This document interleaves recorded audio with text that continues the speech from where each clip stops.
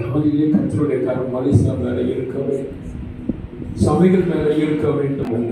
நீ கர்த்தருடைய கையில் அலங்காரமான கிரீடமும் உன் தேவனுடைய கரத்தில் ராஜமுடியுமாய் இருப்பார்.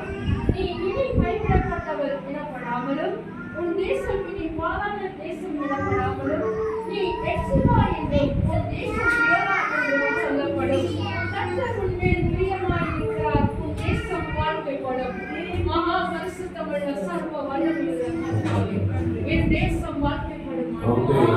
என் தேசம் எக்ஸிபா என்றும் யோலா என்றும் அழைக்கப்படும். நாங்கள் ஜெபித்து இந்த தேசத்தை ஆசீர்வதிக்கிறோம். ராஜாக்களின் மந்திரிமார்களையும் ஏற்படுத்துகிறவர் கர்த்தர் ஆண்டவரே.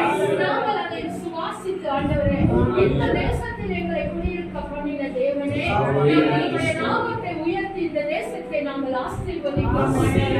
எங்களுக்கு கொடுத்ததான இந்த நன்மையான தேசத்திற்கு நன்றி செலுத்துகிறோம். இருக்கிற ஒவ்வொரு உயர் அதிகாரிகளுடைய பாதத்தில் ஒப்புக் கொடுக்கிறோம். சபைகளை இயேசுவின் நாமத்தில் ஒப்புக் கொடுக்கிறோம். ஊழியக்காரர்களை ஒப்புக் கொடுக்கிறோம். தேசம் அவர்கள் மூலியமாய் ஆண்டவரே ஆசீர்வதிக்கப்பட்டு இருப்பதற்காய் நன்றி செலுத்துகிறோம். குறைவுகளை நிறைவாக்குகிற கர்த்தர் நீர் ஆண்டவரே.